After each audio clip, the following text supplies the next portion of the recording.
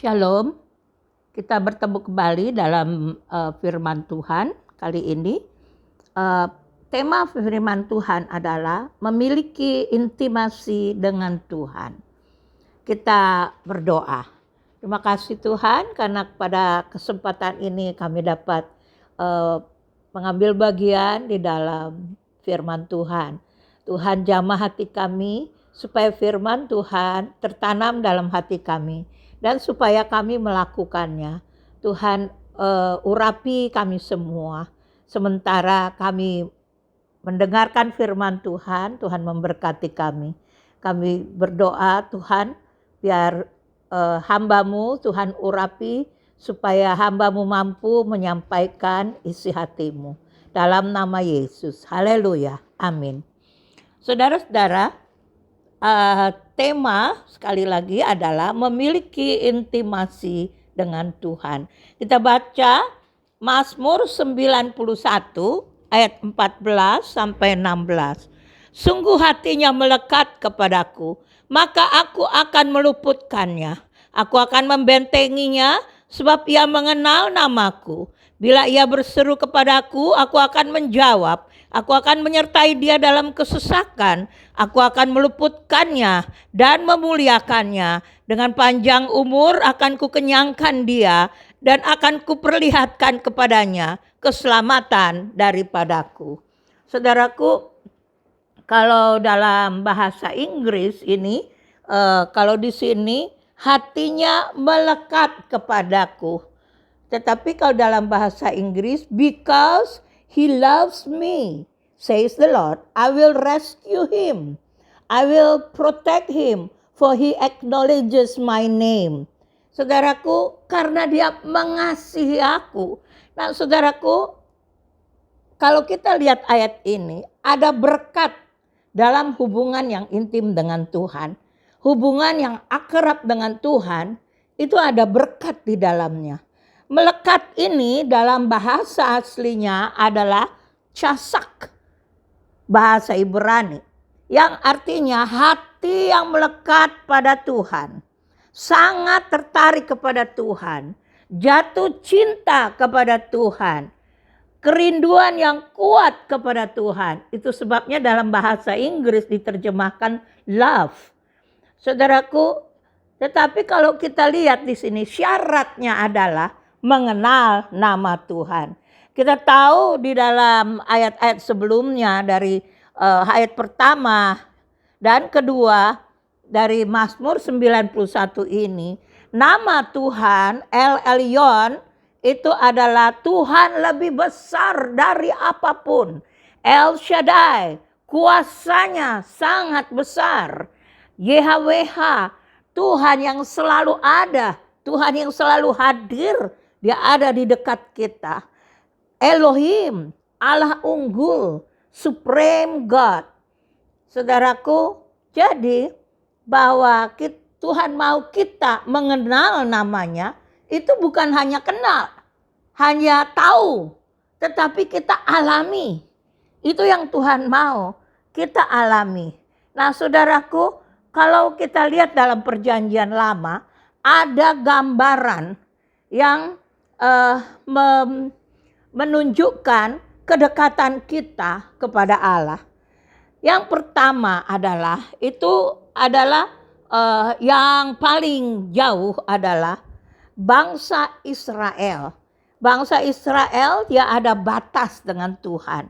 Kalau kita lihat di dalam Keluaran pasal 20. Keluaran 20 ayat 18 sampai 21. Seluruh bangsa itu menyaksikan guruh mengguntur, kilat sambung menyambung, sangkakala berbunyi, dan gunung berasap. Maka bangsa itu takut dan gemetar, dan mereka berdiri jauh-jauh. Mereka berkata kepada Musa, engkaulah bicara dengan kami, maka kami akan mendengarkan. Tetapi janganlah Allah berbicara dengan kami, nanti kami mati. Tetapi Musa berkata kepada bangsa itu, janganlah takut, sebab Allah telah datang dengan maksud untuk mencoba kamu dan dengan maksud supaya takut akan Dia ada padamu, agar kamu jangan berbuat dosa. Adapun bangsa itu berdiri jauh-jauh, tetapi Musa pergi mendekati embun yang kelam di mana Allah ada. Saudaraku, jaraknya sangat jauh dengan Tuhan. Karena hatinya juga ada batas dengan Tuhan. Hatinya tidak melekat kepada Tuhan. Mereka berdiri jauh-jauh dari hadirat Tuhan. Penyerahan hidup mereka, sekali-sekali mereka berserah dan minta ampun pada Tuhan. Tapi kemudian mereka menjauh lagi dari Tuhan. Saudaraku, secara jasmani mereka bersungut-sungut. Mereka ingin kembali ke Mesir. Saudaraku, ini adalah gambaran daripada kita. Mungkin ada di antara kita yang hubungannya jauh daripada Tuhan. Seperti bangsa Israel ini. Yang hidup masih bersungut-sungut. Hanya melihat hal-hal yang jasmani saja. Nah saudaraku, yang kedua, yang lebih dekat lagi kepada Tuhan, yaitu tua-tua Israel. Kita baca di dalam Keluaran 24 ayat 9 sampai 11. 24 9 sampai 11. Maka naiklah Musa dan Harun, Nadab dan Abihu dan 70 orang dari para tua-tua Israel. Lalu mereka melihat Allah Israel, kakinya berjejak pada sesuatu yang buatannya seperti lantai dari batu nilam, dan yang terangnya seperti langit yang cerah. Tetapi kepada pemuka-pemuka orang Israel itu tidaklah diulurkannya tangannya. Mereka memandang Allah lalu makan dan minum. Saudaraku, ini tua-tua Israel. Dan ada 70 tua-tua, Harun, Nadab, Abihu. Mereka sudah lebih maju, mau mendekat, lebih dekat kepada Allah. Saudaraku, kalau dilihat bahwa mereka sudah ada pengalaman-pengalaman dengan Allah. Tetapi tidak lama kemudian mereka membuat patung anak lembu emas. Saudaraku, bahkan Nadab dan Abihu menyakiti hati Tuhan sesudah itu. Saudaraku, sesudah mengalami pengalaman-pengalaman dengan Tuhan, mereka tidak merubah hati mereka dan kelakuan mereka. Saudaraku, jadi ini adalah bagian yang sudah maju, tetapi masih juga terikat dengan karakter-karakter yang lama, daging yang lama, dosa yang lama. Saudaraku, yang ketiga ada yang sudah jauh lebih dekat lagi dengan Tuhan, yaitu Joshua. Keluaran 24 ayat 13 sampai 14.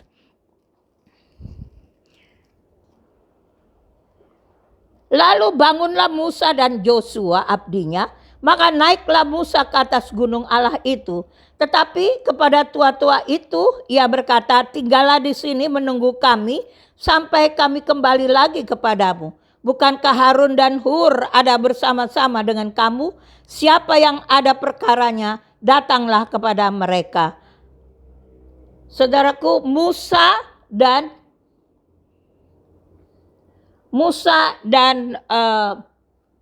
Joshua, mereka bersama-sama naik. Tetapi Joshua tinggal di dalam hadirat Tuhan. Dia ada di kaki gunung. Dan saudaraku, kemudian yang lebih dekat lagi, yaitu Musa. Kita baca ayat selanjutnya. Di dalam ayat 15 dan sampai 17. Maka Musa mendaki gunung, dan awan itu menutupinya. Kemudian Tuhan diam di atas gunung Sinai. Dan awan itu menutupinya 6 hari lamanya. Pada hari yang ke-7 dipanggilnyalah Musa dari tengah-tengah awan itu. Tampaklah kemuliaan Tuhan sebagai api yang menghanguskan di puncak gunung itu pada pemandangan orang Israel. Masuklah Musa ke tengah-tengah awan itu dengan mendaki gunung itu. Lalu tinggallah ia di atas gunung itu 40 hari, 40 malam lamanya. Saudaraku, yang paling dekat dengan Tuhan adalah Musa. Musa seorang yang memiliki hubungan yang intim dengan Tuhan. Hubungan yang akrab dengan Tuhan. Masuk dalam awan yang kelam. Kemudian kalau dilihat dari jauh, itu seperti api yang menghanguskan. Dia hidup dalam cahaya wajah Allah. Saudaraku, kita datang kepada Tuhan. Kita menerima Yesus, itu baik. Kita dibaptis, kita dipenuhi Roh Kudus, itu baik. Tetapi Tuhan punya rencana untuk kita akan lebih lagi dekat dengan Tuhan. Mendekat dengan Tuhan. Bukan hanya sampai kepada hidup bergereja. Sampai kepada, saya pelayanan, saya aktif di gereja. Saudaraku, Tuhan mau kita seperti Musa. Masuk lebih dalam lagi. Mencapai hadirat Allah. Dan hidup dalam cahaya wajahnya. Saudaraku, arti melekat pada Tuhan. Itu yang pertama adalah prioritas. Ada banyak orang berkata, kalau mendengar suara Tuhan, kalau hidup intim dengan Tuhan, itu ada panggilan khusus. Hanya orang-orang tertentu. Saudaraku, Yesus telah membuka jalan buat kita. Untuk hubungan kita dengan Allah dipulihkan. Berarti kita bisa hidup seperti Adam dengan Tuhan di Taman Eden. Kita bisa ada hubungan yang akrab dengan Tuhan. Nah, saudaraku, yang pertama arti dari melekat kepada Tuhan, yaitu prioritas. Yang pertama, saudaraku, prioritas adalah memprioritaskan Tuhan dalam hidup ini. Menjadikan Tuhan pusat dari seluruh kehidupan kita. Tuhan yang menjadi yang terutama. Setiap kali dalam hidup ini kita melibatkan Tuhan.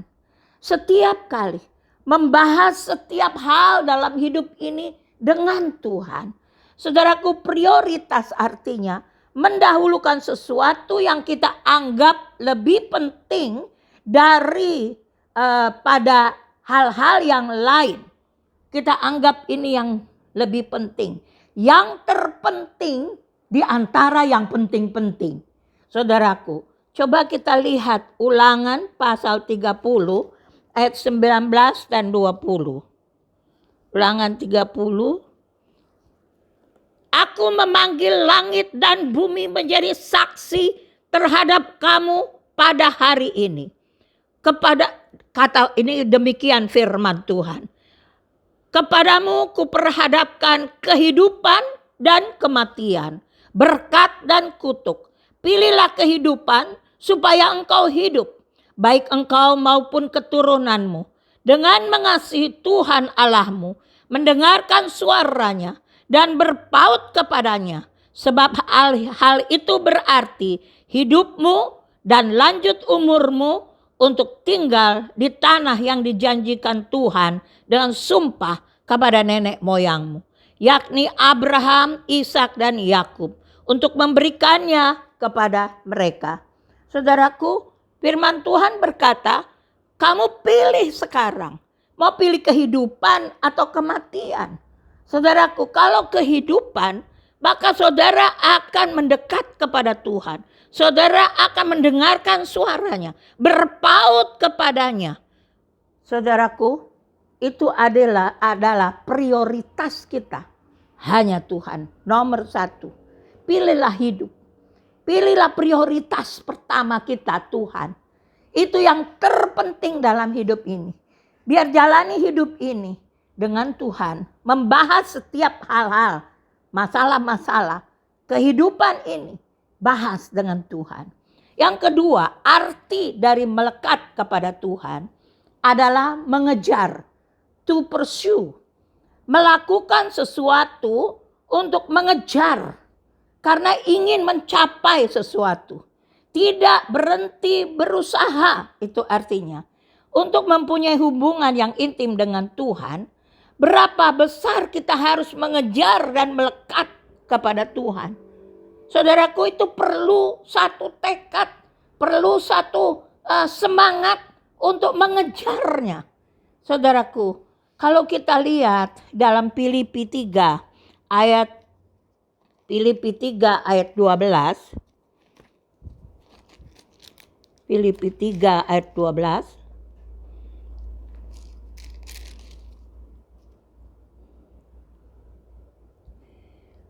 Bukan seolah-olah aku telah memperoleh hal ini atau telah sempurna, melainkan aku mengejarnya. Kalau aku dapat juga menangkapnya, karena aku pun telah ditangkap oleh Kristus Yesus. Saudaraku, kita orang-orang percaya, kita sudah ditangkap oleh Yesus Kristus. Tetapi kita harus bagian kita mengejar untuk hidup intim dengan Tuhan, hidup akrab dengan Tuhan, melekat kepada Tuhan. Kita harus mengejarnya supaya moga-moga kita dapat menangkapnya, bahwa kita hidup dekat dengan Tuhan. Yaitu, saudaraku, ada target, yaitu contoh Musa. Musa begitu dekat dengan Tuhan. Sampai Tuhan berkata bahwa dengan Musa aku bicara muka dengan muka. Saudaraku, walaupun Musa tidak pernah melihat muka Tuhan. Karena kalau melihat muka Tuhan itu mati. Tetapi Tuhan sendiri berbicara bahwa Musa berbicara muka dengan aku. Saudaraku, Tuhan mau kita untuk mengejar ini. Mengejar hidup dekat dengan Tuhan. Hidup intim dengan Tuhan. Saudaraku, kita harus menangkapnya. Dia dengan kita harus ada hubungan yang akrab. Saudaraku, kalau Paulus yang sudah demikian pelayanannya, demikian giat di dalam Tuhan, kalau dia berkata, aku mengejarnya. Apalagi kita. Kita juga harus mengejarnya. Untuk kita mendapatkan hidup intim dengan Tuhan. Lalu yang ketiga, yaitu melekat pada Tuhan. Artinya, yaitu pikiran kita harus jadi satu dengan pikiran Tuhan. Keinginan kita harus jadi satu dengan keinginan Tuhan. Saudaraku, untuk menjadi satu, itu kita benar-benar harus mengalami bahwa Kristus di dalam kita dan menguasai hidup kita. Saudaraku, Tuhan Yesus mengajar, yaitu di dalam Yohanes 15 ayat 4 dan 5. Yohanes 15 ayat 4 dan 5. Tinggallah di dalam aku dan aku di dalam kamu.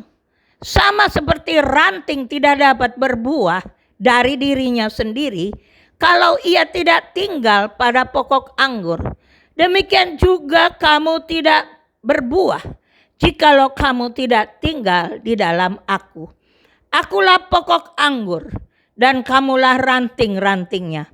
Barang siapa tinggal di dalam aku dan aku di dalam dia, ia berbuah banyak. Sebab di luar aku kamu tidak dapat berbuat apa-apa. Saudaraku, kalau Tuhan Yesus mengatakan bahwa kita harus melekat, memang kita harus melekat kepadanya. Saudaraku, melekat berarti hubungan yang akrab, hubungan yang intim dengan Tuhan. Karena Tuhan Yesus berkata, sebab di luar aku, kamu tidak dapat berbuat apa-apa. Apakah ini omong kosong? Oh, saya bisa hidup tidak melekat kepada Tuhan, tidak ada hubungan intim dengan Tuhan. Saya semua oke-oke saja. Saudaraku, apakah demikian? Apakah firman Tuhan ini kosong saja? Saudaraku, betul-betul Tuhan berkata itu ya dan amin. Bahwa di luar aku, kamu tidak dapat berbuat apa-apa. Saudaraku, sebab itu mari melekat kepada Tuhan. Ini yang Yesus mau. Bahwa bersatu dengan dia sedemikian rupa sehingga Kristus itu sebagai roh yang hidup mengalir di dalam hidup kita. Kita bukan hanya kenal Tuhan, bukan hanya bergereja, bukan hanya perubahan tingkah laku, saya berusaha, tetapi memang aliran itu mengalir karena melekat kepada Tuhan, karena hidup intim dengan Tuhan. Nah, saudaraku, Yesus juga mengajar bahwa Yesus adalah kepala dan kita adalah tubuhnya. Saudaraku, selama tangan ini masih tersambung dengan tubuh, tangan ini beroleh kehidupan. Dia hidup. Nah, apabila tangan ini putus, saudaraku, tangan ini akan mati. Sekalipun dulu pernah hidup, pernah bergerak tangan ini. Tetapi saat putus daripada tubuh ini, maka tangan ini mati. Begitu juga dengan kita. Saudaraku, ada banyak orang Kristen. Mereka tidak tahu posisi mereka sekarang ini di hadapan Tuhan. Apakah mereka masih hidup? Ataukah mereka sudah mati rohani? Atau mundur rohani, mati pelan-pelan? Saudaraku, sebab itu kita harus introspeksi diri kita. Supaya kita hidup menyenangkan hati Tuhan. Saudaraku, mari Tuhan Yesus sudah membuka jalan. Supaya kita hidup dekat dengan Allah. Supaya kita hidup melekat dengan Allah. Ada hubungan yang akrab dengan Allah. Hubungan yang intim dengan Allah. Saudaraku, mari rindukan itu. Mari beri prioritas pertama adalah Tuhan dalam hidup ini. Mari mengejarnya untuk hidup dekat dengan Tuhan. Saudaraku, ada contoh Musa. Ada contoh Joshua, Musa. Mereka melekat kepada Tuhan. Saudaraku, lalu kita juga harus pikiran kita menjadi satu. Kita melekat dengan Tuhan. Kemauan kita adalah kemauan Tuhan. Pikiran kita adalah pikiran Tuhan. Saudaraku, Tuhan adalah pokok anggur. Kita cabang-cabangnya. Tuhan adalah kepala dan kita anggota-anggota tubuhnya. Saudaraku, mari kita semangat untuk bergairah di hadapan Tuhan. Untuk mengejar yang Tuhan mau ini. Haleluya. Amin. Saudaraku, kita akan masuk dalam perjamuan kudus. Kita siapkan anggur dan roti.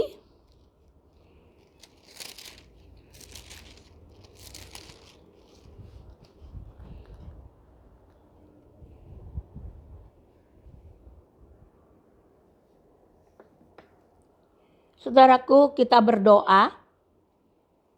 Tuhan, terima kasih karena hari ini kami dapat masuk dalam perjamuan kudus. Tuhan memberkati roti dan anggur yang melambangkan tubuh Kristus dan darah Kristus ini. Terima kasih Tuhan. Haleluya. Amin. Saudaraku, kita angkat roti yang melambangkan tubuh Kristus ini.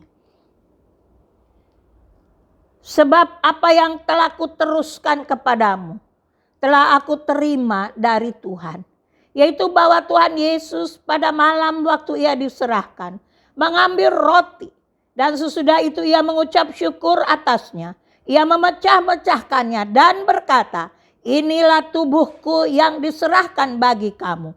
Perbuatlah ini menjadi peringatan akan aku. Bukankah roti yang kita pecah-pecahkan adalah persekutuan dengan tubuh Kristus? Amin. Kita makan bersama dalam nama Yesus. Kita angkat cawan ini tinggi-tinggi.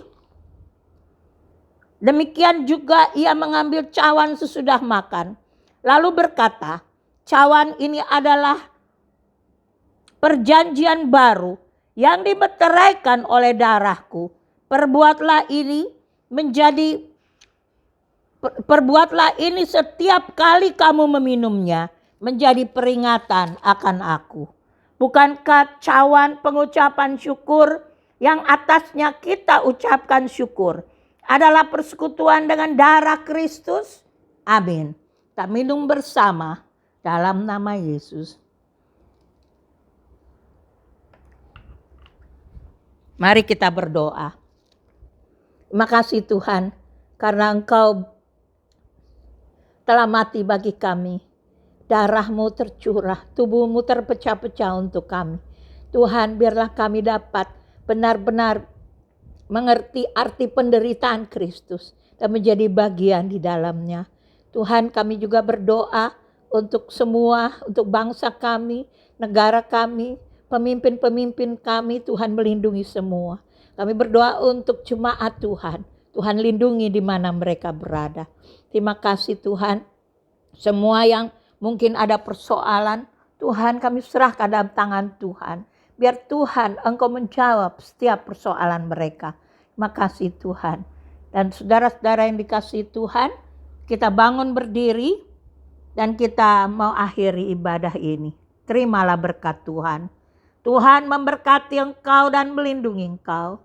Tuhan menyinari engkau dengan wajah-Nya dan memberi engkau kasih karunia. Tuhan menghadapkan wajah-Nya kepadamu dan memberi engkau damai sejahtera. Diberkatilah engkau pada waktu masuk rumahmu dan diberkatilah engkau pada waktu keluar rumahmu. Tuhan akan membuka bagimu perbendaharaannya yang melimpah dan memberkati segala pekerjaanmu. Tuhan akan mengangkat engkau menjadi kepala dan bukan menjadi ekor. Kau akan tetap naik dan bukan turun apabila kau mendengarkan perintah Tuhan dan melakukannya dengan setia. Kasih karunia dari Tuhan Yesus Kristus, kasih Allah Bapa, persekutuan dengan Roh Kudus menyertai saudara-saudara sekalian mulai saat ini sampai selama-lamanya. Amin.